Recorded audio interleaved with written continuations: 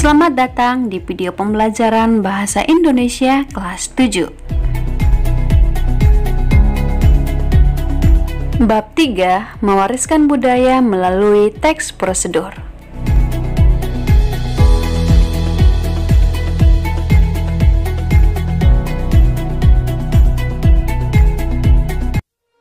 Anak-anak kelas 7, apakah kalian mengenal gambar-gambar berikut ini?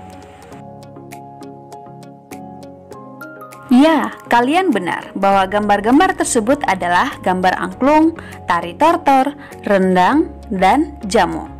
Merupakan warisan leluhur berupa budaya bangsa yang harus dilestarikan secara turun-temurun.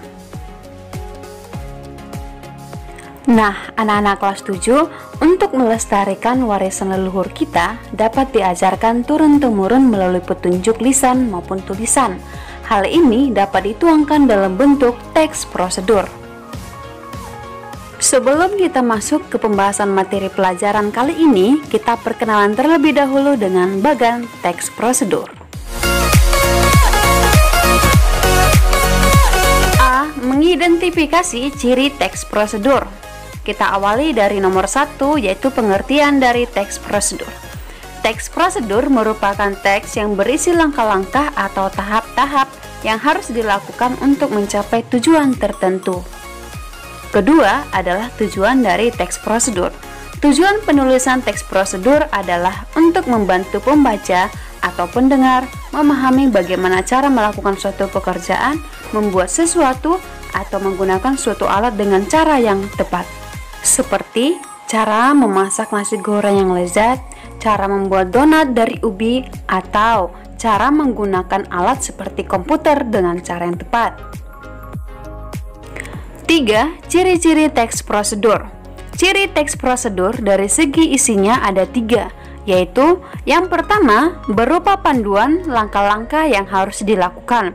Yang kedua, adanya aturan atau batasan dalam hal bahan atau kegiatan. Misalnya, ketika kita hendak melakukan sebuah tarian tortor misalnya. Nah, di situ dikatakan ada satu langkah, yaitu untuk mengangkat tangan sejajar dengan dada. Ketika dikatakan mengangkat tangan sejajar dengan dada, itulah yang disebut dengan batasan atau aturan dalam melakukan sebuah kegiatan. Ciri yang ketiga adalah isi kegiatan yang hendak kita lakukan harus kita susun secara urut atau sistematis. Berikutnya adalah ciri teks prosedur dari segi kebahasaannya. Terdapat 3, yaitu kalimat perintah. Kalimat perintah terdiri dari 2 jenis, yaitu kalimat perintah biasa dan kalimat perintah ajakan. Kalimat perintah biasa adalah kalimat yang isinya secara langsung menyuruh seseorang untuk melakukan sesuatu. Contoh, panaskan minyak dalam kuali, potong keju dengan ukuran kecil, dan tiriskan sayur yang telah dicuci. Sedangkan kalimat perintah ajakan mengandung perintah dengan cara mengajak seseorang untuk melakukan sesuatu. Biasanya ditandai dengan kata ayo dan marilah. Contoh, ayo bersihkan ruangan belajar kita. Mari kita jaga warisan budaya kita. 2. Kalimat saran. Kalimat saran adalah kalimat yang berisi saran untuk seseorang dalam menyelesaikan suatu permasalahan yang terjadi. Saran harus disampaikan dengan santun. Contoh, potensi wisata ini semestinya dapat dikembangkan melebihi Bali. Lebih baik terlambat daripada daerah kita tidak berkembang sama sekali. Contoh lainnya, sebaiknya kamu gunakan air kelapa muda untuk adonan tepungnya. 3. Kalimat larangan. Kalimat larangan digunakan untuk menyampaikan larangan terhadap sesuatu yang diucapkan atau dilakukan seseorang. Kalimat larangan ini biasanya menggunakan kata-kata penolakan seperti kata jangan, tidak boleh, dan kata dilarang. Contoh, jangan terlalu lama direbus, dilarang menggunakan saus cabai, tepung berasnya tidak boleh dicampur langsung dengan air. Selanjutnya, kita masuk ke jenis-jenis teks prosedur. Jenis teks prosedur berdasarkan tujuannya terdapat 3. Yang pertama, teks prosedur untuk memandu cara menggunakan atau memainkan suatu alat. Contohnya, cara memainkan angklung. Nah, yang kedua, teks prosedur untuk memandu cara membuat, seperti cara membuat jamu tradisional atau cara membuat batik tulis.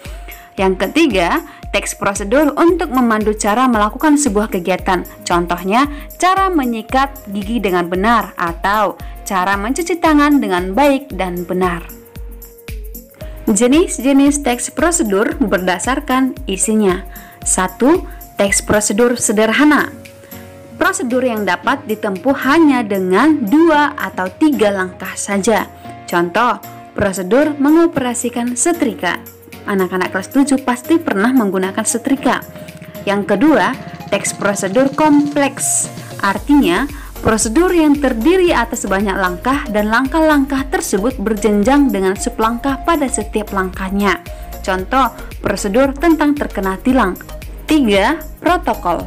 Protokol merupakan salah satu jenis teks prosedur yang langkah-langkahnya tidak terlalu ketat atau rumit dan bahkan mudah untuk dipahami. Contoh, prosedur pelaksanaan upacara bendera.